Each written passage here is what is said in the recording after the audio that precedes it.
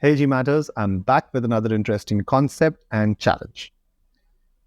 Do you find it difficult to identify when to use the subjunctive verb in a sentence?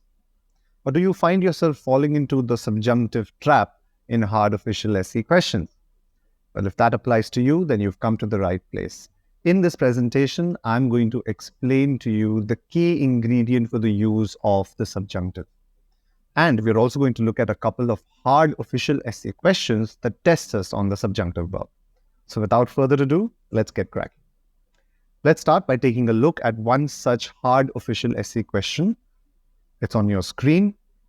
Please pause this video, give this question a fair attempt. We don't want there to be any spoilers along the way. All right, assuming that you solved this question, let's look at the statistics. As you can see, the answer is C. Only 26% managed to get this question correct, and a whopping 54% settle for answer choice A, the most popular incorrect choice. That's right, more than half. So what went wrong in this question? Now, if you have learned the basics of the subjunctive, I'm sure you must have seen that this particular question has all the makings of the need for the subjunctive verb. For instance, I'm sure you must have spotted this trigger verb or trigger word here rather, directive, followed by a that clause. So going by what most courses teach, this seems to be the perfect recipe for the need for the subjunctive be prohibited. And that is why most people settle for answer choice A, because it has B, and they eliminate the others because none of the other choices, right, have the present subjunctive in a grammatically correct way. Of course, yes, there is B, but B has other errors such as this modifier error, that.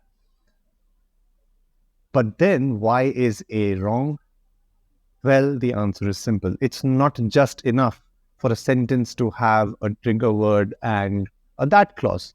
There is something more, and that is the key ingredient for the use of the subjunctive verb.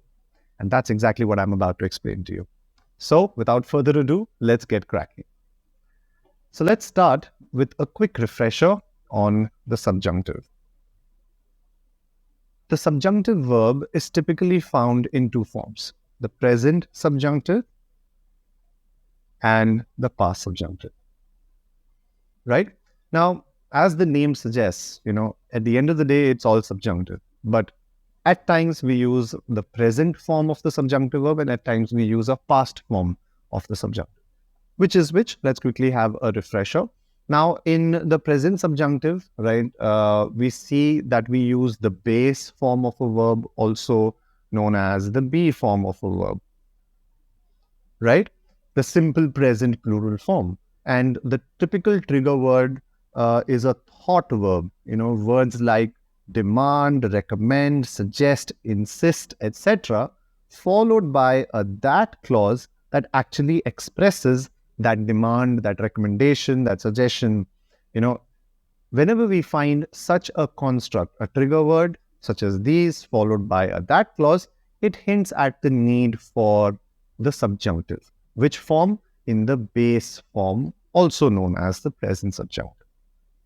But on the other hand, I'm also sure that or confident that you have come across conditionals, the unreal conditionals, wherein we find the use of the simple past and the past perfect in sentences that are of the form if X, then Y. Right? Now, we get very few queries on conditionals because this pretty much seems to be straightforward. You learn the formula, you learn the structure, and you apply it to a particular context. Right? Now, we typically find unreal conditionals constructed with the help of a simple past verb or a past perfect verb. Correct? For example, if I were the Prime Minister, I would eradicate poverty. Right? So, I'm not so much going to focus on the past subjunctive in this video because most of you are familiar with this, right? What I am going to focus on is the present subjunctive for the sake of this particular presentation. If you do want me to cover past subjunctive in detail, then please feel free to mention your recommendation in the comments and I'll be happy to oblige. For now, let's focus on the present subjunctive, right? What is the trigger word? Thought verbs such as demand, recommend, suggest, insist, followed by a that clause that conveys that demand, that request, or that suggestion, and so on and so forth, right? So this is what we already know. But this is exactly what landed us in the trap in the official question we just solved, right? That's why we went and marked A. So even this picture is a little incomplete. What is missing exactly here? Well, drum roll, it's time for that key ingredient. So what is the key ingredient? The key ingredient, dear test takers, is a hypothetical or unreal idea. All right, let's take a moment to understand what a hypothetical idea is. Hypothetical, hypothesis, supposition, imagination, something that is supposed, something that is contrary to reality, and therefore it is unreal. Let's try to understand this with the help of a simple unreal conditional, right? Let's think of a such scenario in which there's this person called Tony, right? And Tony is very poor. And because Tony is very poor, he does not live in a mansion. Fine. So, pretty relatable sentence. Now, let's try to suppose the opposite of this reality. Let's try to imagine a situation contrary to this reality. How would we say it? Well, if Tony were rich, he would live in a mansion. Reality is that he is not rich and so he does not live in a mansion. But if Tony were rich, he would live in a mansion. So do you see how in the sentence we are talking about something that does not really exist, right? It is unreal, it is hypothetical. And that's the key ingredient for the use of the subjunctive verb. Please make a note of this somewhere, right? Let me give you a very simple example. Okay, so let's look at the sentence. I suggest that she see a doctor immediately. Okay, interesting. Now, right off the top, I see we have our trigger word suggest, followed by a that clause, which actually conveys this suggestion. So far, so good. Now, the key ingredient is for the sentence to be correct, there should be a hypothetical or imaginary idea in the clause that contains the subjunctive verb, in the that clause, in other words, right? So, what is the verb here? As you can see, the verb is see. Now, which mood is see in? The subject she is singular. And so see ideally should have been sees. It should have been in the singular as well. But this sentence uses the plural verb see. In other words, it is in the subjunctive mode, the present subjunctive mode. So, does this sentence work? Would we call such a sentence correct? Well, let's do meaning analysis. I suggest something, okay, that she see a doctor immediately. So, in which context would the sentence be correct? I've been telling her, people have been telling her to go and see the doctor, right? But she is too adamant. She doesn't listen, right? She keeps procrastinating. She keeps delaying, or she doesn't believe in, allopathic treatment. She doesn't want to go and see a doctor. I suggest that she do something that she does not normally do. The opposite of reality. I suggest that she see a doctor immediately. Reality, she is not planning to see a doctor anytime soon. That's why I suggest that she see, hypothetical, imaginary, supposition. So yes, in such a context, this sentence would be correct. Let's take a look at one more example. The officials recommended that your son carry his passport with him at all times. Interesting. Now, let's understand the context in which we would use such a sentence. First things first, let's get the trigger is recommend, followed by that clause which conveys that recommendation, as you can see. And here we have the subject son, followed by a subjunctive verb carry. It's not carries, mind you, because son is singular, we would use carries, but carry is in the plural form, which means it's in the subjunctive, the present subjunctive. So it has all the makings of a sentence with a present subjunctive verb. But is it correct? Or in which context would this sentence work? Well, let's find out. Do people carry their passport with them at all times? Does your son carry his passport with him at all times? No, he does not. But if he were to travel to a foreign land, let's say this person's son is traveling to a foreign land, and let's say these are officials of that foreign country. What do they say? They recommend that your son carry his passport with him all times. In other words, that your son do something that he does not normally do.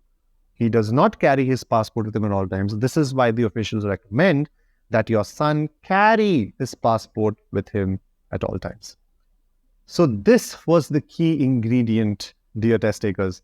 Always look for that hypothetical or imaginary element in the sentence or in the context to warrant the use of subjunctive, any subjunctive, past or present. Today we are only focusing on the present, yes, but this applies to the past as well. All right, now let's look at some official examples.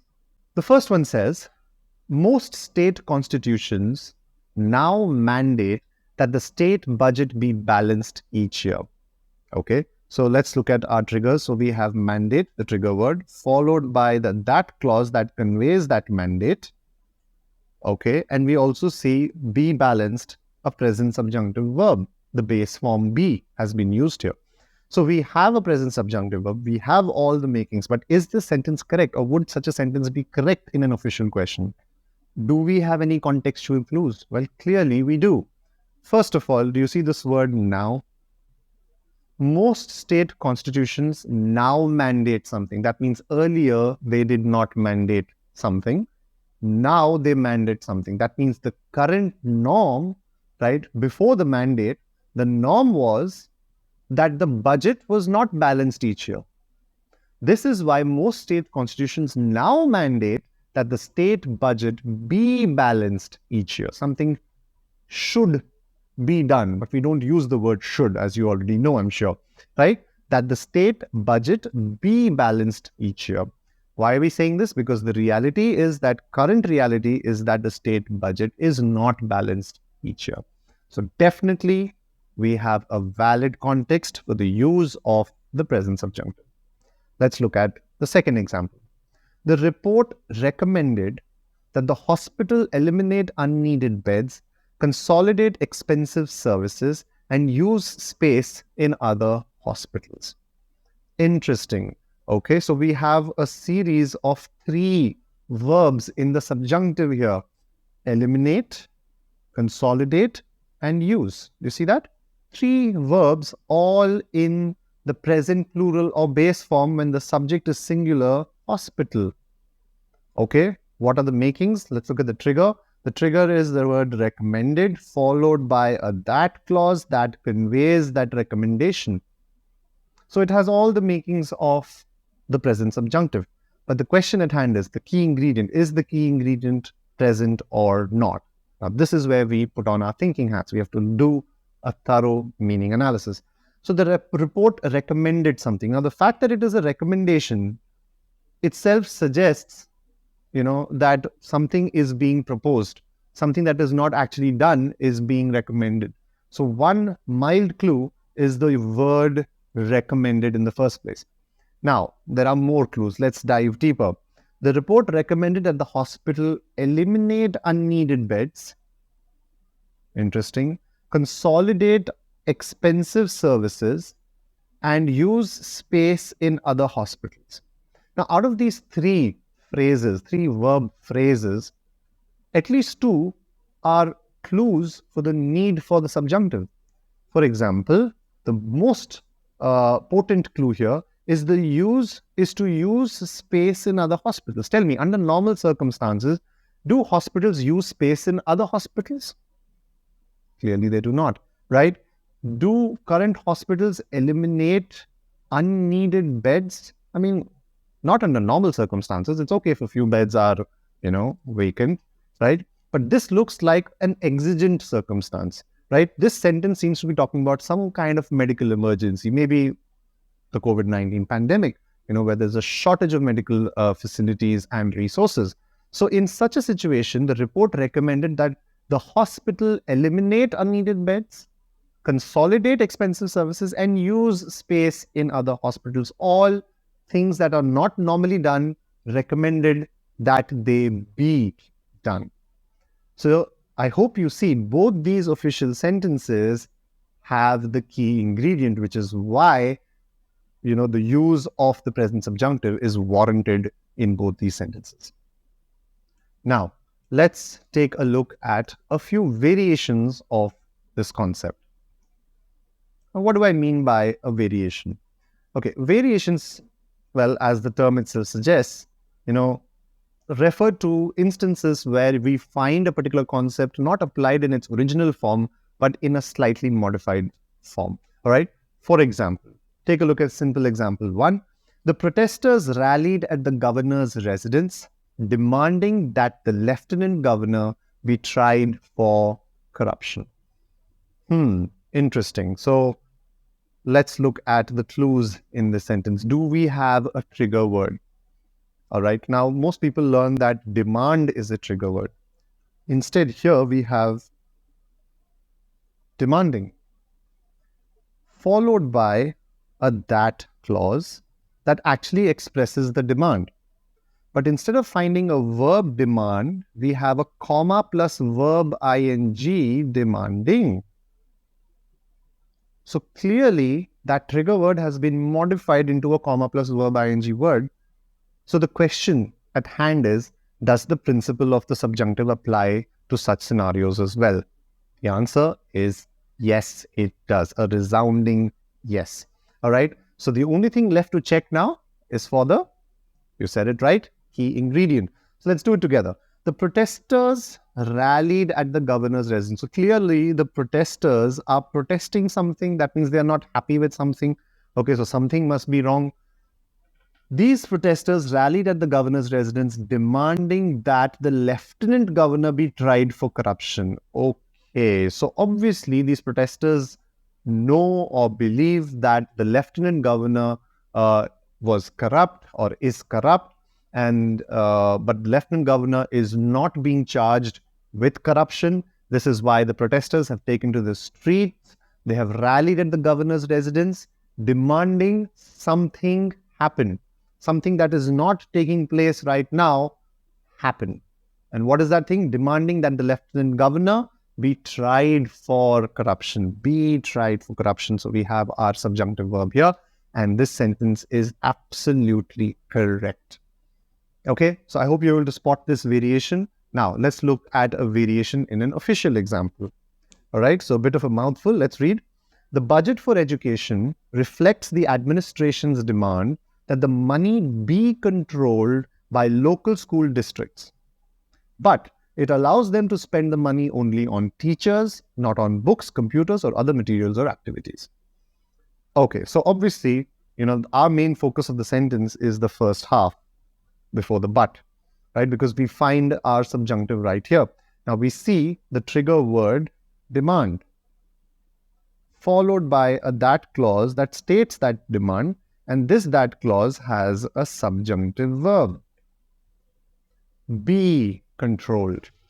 So, is this correct? Has it been used correctly? And does it conform to, the standard use of the present subjunctive? Let's answer both questions. First, I'd like to draw your attention to the fact that the word demand in this sentence is not a verb. It is a noun. Do you see it? How is it a noun? The budget for education, so the subject is budget, reflects something. This is the verb, and the object of this is demand. So since demand here behaves as an object, this is actually a noun derived from the trigger word demand. I hope you all see this. And then this noun is followed by a that clause that actually states that demand. So the constant factor is the that clause which states that particular demand or request or command or whatever, right? But the trigger word could be found in the form of a comma plus verb ing modifier. It could be found in the form of a noun. It could be found in the form of a gerund, a verb ing noun. It could be even be found in the form of an ion ending, abstract noun. Long story short, these trigger words can be modified, which are typically verbs, can be modified into verbals or even abstract nouns derived from that same thought verb. Okay, so please make a note of it somewhere. The last thing to check in the official example is whether we have the key ingredient or not. So let's do this together. The budget for education reflects the administration's demand, okay, that the money be controlled by local school districts. Okay, is the money controlled by local school districts? No, the money is not controlled, right? Which money? The money budgeted for education. But the new budget for education reflects the administration's demand. So the administration has a new demand which goes against the present condition. The present condition is that local school districts do not control the budget. But the current administration has demanded that the money which is budgeted for education be controlled by local school districts. Of course, there is a caveat, but it allows them to spend the money only on teachers, not on books, computers, or other materials or activities. So this kind of adds to the context and tells us, why or how the money should be used, right? They can use it only on teachers, but not on books, computers, or other materials or activities. Well, there you have it. We've looked at the concept, in its base form. We've even looked at its variation. So please keep a note of these things, right? Let's now go back to the original official question and see whether we're able to crack it this time around. Okay, so here you have the question once again. Before we get down to answer choice elimination, let's take a moment to do meaning analysis, right? So here you have the sentence, and I'm now going to create the sentence structure for you and try to derive the meaning, hand to hand. Shall we begin? All right. So one of Ronald Reagan's first acts as president. Okay, so clearly we have the subject here. Okay. One of Ronald Reagan's first acts as president. What was that? What was one of his first acts? Was to rescind President Carter's directive. Okay. Rescind. What is the meaning of rescind? Rescind means to cancel. Right? Was to cancel or rescind President Carter's directive. What directive? That any chemical banned on medical grounds in the United States be prohibited from sale to other countries. Let me put the bullet points here very quickly. There you have it, the sentence structure. Pretty straightforward sentence, no surprises here, but we still do need to derive the meaning. So let's do this now. One of Ronald Reagan's first acts as president. So we're talking about one of the first acts of Ronald Reagan as president was to cancel President Carter's directive. Okay, so what can we infer from this? Who came first? President Carter, right? He was obviously the president of the United States before Ronald Reagan, right? When Ronald Reagan took office, one of his first acts was to cancel the previous president's directive. Okay. Now, what was that directive? Okay. Now, directive is actually a trigger word, right? It is in the noun form. So definitely we can call this a variation, right? And what's more rather is that it is followed by a that clause that actually states that directive. So it seems to have all the makings for the need for the present subjunctive. But there's something more. We need to find out one more thing, and that one more thing is the key ingredient. Let's not forget, we need a hypothetical idea. So let's read further. that any chemical banned on medical grounds in the United States be prohibited from sale to other countries. Okay, let's pause for a moment here and understand the directive. Any chemical banned on medical grounds in the United States be prohibited from sale to other countries. Let me try to explain this to you with the help of a visual. Okay, so let's say this is time. And on this timeline, we have two events. We have Ronald Reagan's timeline, and then we have President Carter's. Now, when was the directive issued? Obviously, when Carter was in office. So let's write down the directive over here. So what was the reality at the time that President Carter was in office? At that time, there were chemicals that were banned on medical grounds in the United States, but those chemicals, some or all of them, were being sold to other countries despite being banned on medical grounds within the US. So what did President Carter do during his tenure? He put a ban or a prohibition on the sale of such chemicals to other countries. So at the time that he was in office, he issued a directive that such chemicals be prohibited from sale to other countries. So had this sentence been about just President Carter, in the time that President Carter took office, then the use of the present subjunctive would have made sense.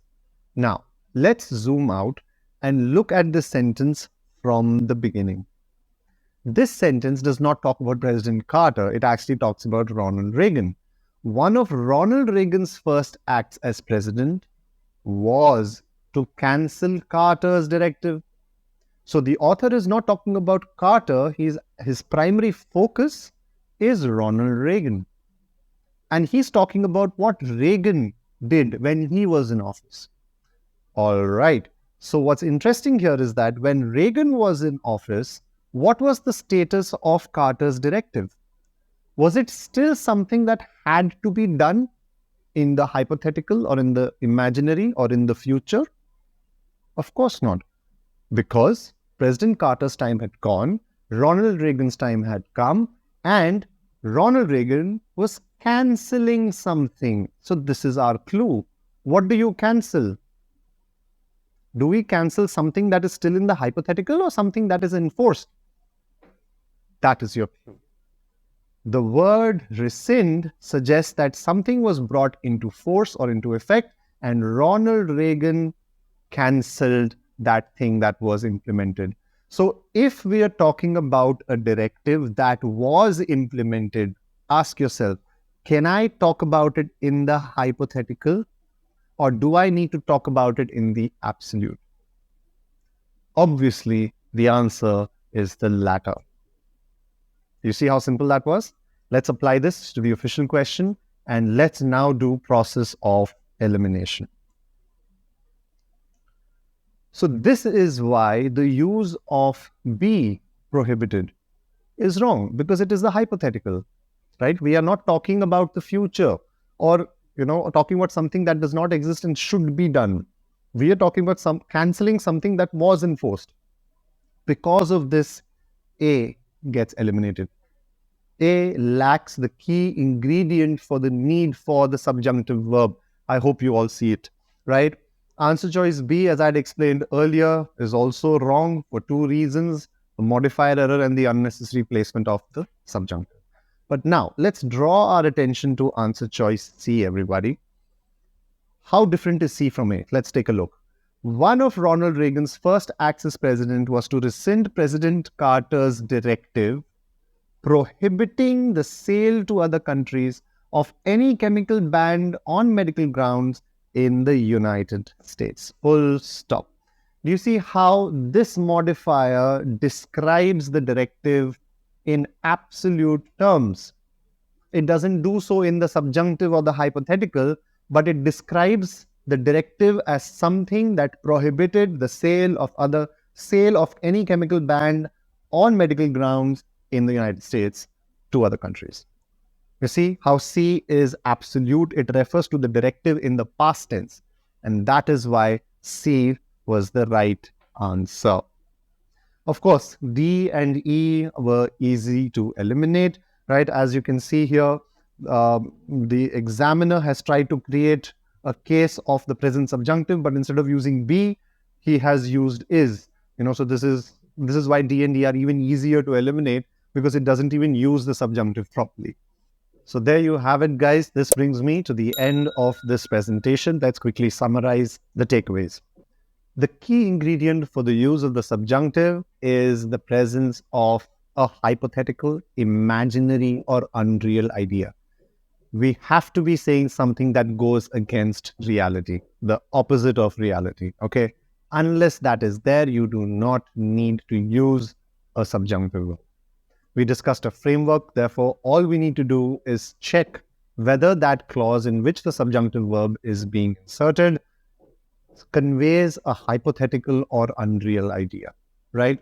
If it does, then the next step would be to figure out from the context, what framework or what structure we need for that particular situation. Maybe we need a that clause, maybe we need an if-then clause, or you never know, we might not even need the subjunctive at all in the sentence. So whatever be the case, always do meaning analysis and check whether there is the key ingredient for the subjunctive verb or not. Well, this brings me to the end of my presentation. I sincerely hope you enjoyed it and found it useful. If you did, don't forget to hit that like button and subscribe to our channel. Also, do share it with those you think might find it useful. All right, I haven't forgotten. I'm going to leave you, as always, with a challenge. And here is that challenge on your screen. All right, so please pause the video, give this question a shot. Mind you, this is another hard question on subjunctives, right? Don't forget to do meaning analysis and look for that key ingredient. Type in your answers in the comments along with your rationale, and I will definitely respond to your answers. Also, if you have any suggestions or recommendations for things you'd like me to cover in my future videos, then please do leave that in the comments as well. Well, that's all from me for now. I look forward to seeing you guys again very soon. Until then, happy learning.